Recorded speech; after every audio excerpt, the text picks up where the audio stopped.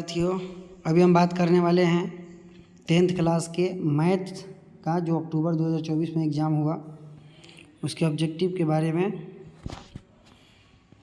तो 100% सही आपको हमने प्रयास किया है, सॉल्व करके आंसर तैयार किया है और कोशिश किया है कि 100% सही आपको उत्तर बताया जा सके। तो चलिए बिना समय को गंवाए हुए हम बात करते हैं, क्वेश्चन के बारे में डिस्कस करते हैं। देखिए, इसमें हम क्वेश्चन पढ़ेंगे और ऑप्शन केवल सही है उसी के बारे में जिक्र करेंगे, क्योंकि बाकी के बारे में ऑप्शन पढ़ने में समय लगेगा। चलिए, जो पहला क्वेश्चन है, निम्नलिखित में से कौन परमेय संख्या है? तो √4 हो जाएगा, क्योंकि 4 का वर्गमूल निकलता है, बाकी सबका नहीं निकलेगा। द्विघात समीकरण दिया है, कह रहा कौन इसका हल है? तो इसका बी आंसर हो जाएगा, -2 और 5। द्विघात समीकरण दिया हुआ, फिर इसमें भी मूल पूछ रहा है, तो इसका भी मूल आप हल कीजिएगा तो 1/4 और 1/4 आएगा, समान मूल होगा। अगला है कि साइन का मान कॉट के पदों में, साइन के बारे में कि साइन बराबर कॉट के पदों में, तो इसका ऑप्शन नंबर ए होगा, 1/√, √1 + cot स्क्वायर ए होगा।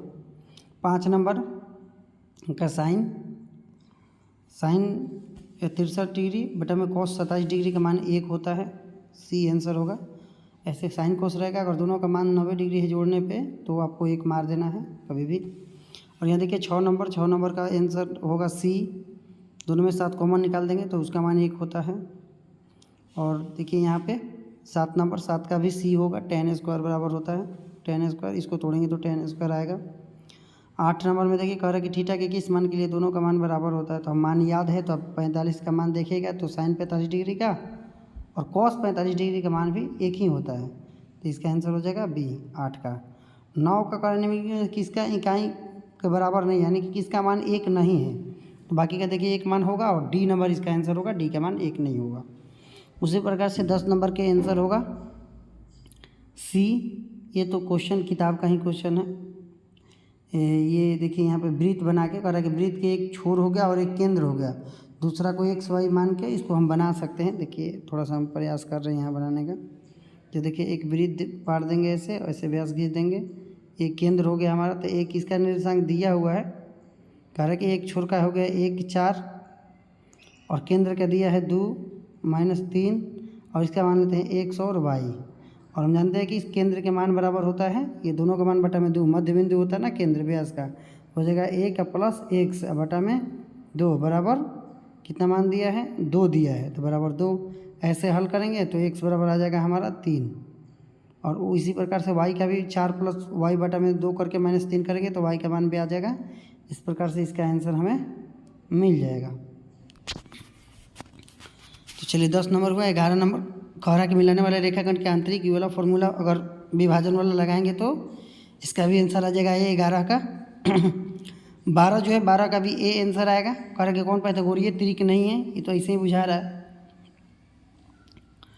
ये देखिए 13 नंबर क्वेश्चन में कह रहा है कि लंबकोण आधार वाला, ये तो आसान है, पाइथागोरस फार्मूला होता है, कर्ण स्क्वायर बराबर h स्क्वायर बराबर p स्क्वायर + b स्क्वायर।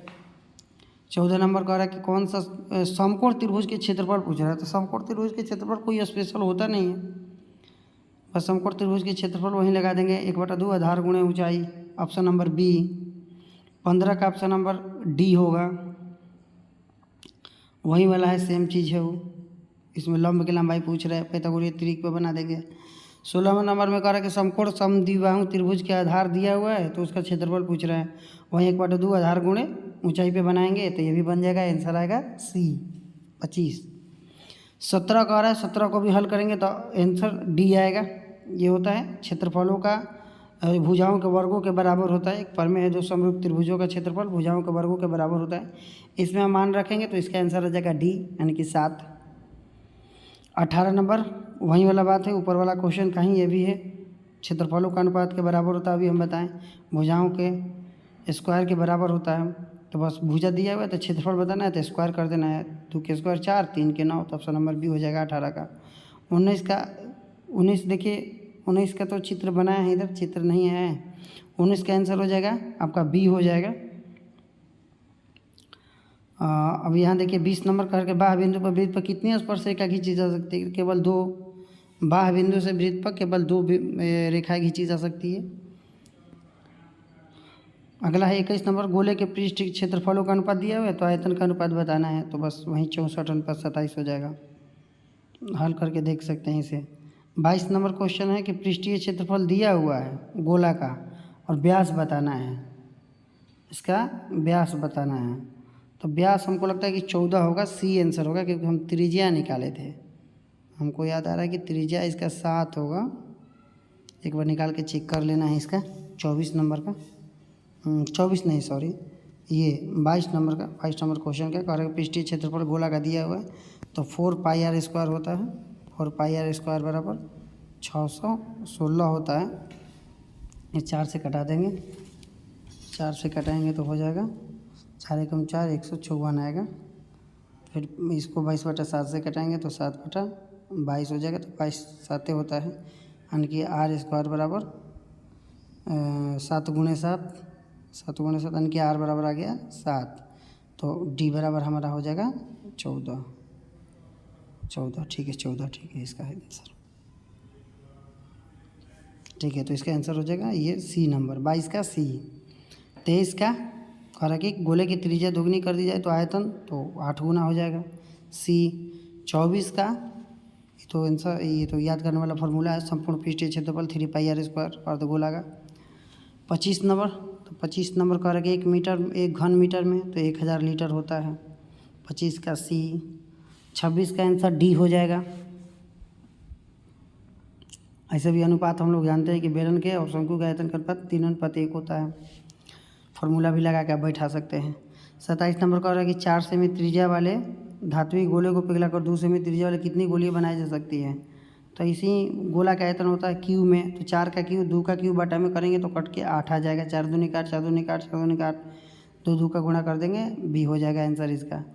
28 संख्यांकी के क्वेश्चन है कि कह रहे कि 50 और 60 के बीच की संचयी बारंबारता क्या होगा, तो इसका संचयी बारंबारता 20 हो जाएगा। संचयी बारंबारता में निकाल सकते हैं आप जोड़ के, इससे आगे वाला को जोड़ा जाता है ना, जैसे ये इसमें जुटेगा तो 5 हो जाएगा, फिर ये इसमें जुटेगा, फिर ये इसमें जुटेगा, टोटल जो आएगा फिर इसमें जो, ऐसे टोटल जोड़ के आएगा तो यहाँ अंत में 20 आ जाएगा इसका आंसर 28 नंबर का।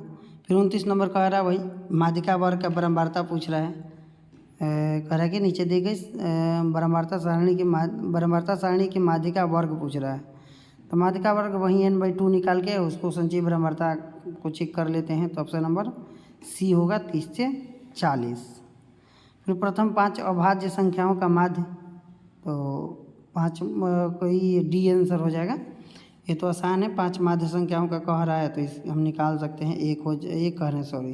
2 हो जाएगा, 3 हो जाएगा, 5 हो जाएगा, 7 हो जाएगा और 11 हो जाएगा। 5 को है तो 5 से भाग दे देंगे, सबको जोड़ेंगे तो आएगा हमारा कितना 28 आएगा, 28/5, तो 28/5 मतलब 28 दूनी का 56, 5.6 आंसर हमारा हो जाएगा, देखिए ऑप्शन नंबर डी इसका आंसर। तो इस प्रकार 100% हमने प्रयास किया कि सही उत्तर आपको मिले, आप मिला लीजिए। चैनल को सब्सक्राइब करें। वीडियो देखने के लिए धन्यवाद। इस प्रकार से अपडेट पाने के लिए आप मेरे चैनल से जुड़े रहे, धन्यवाद।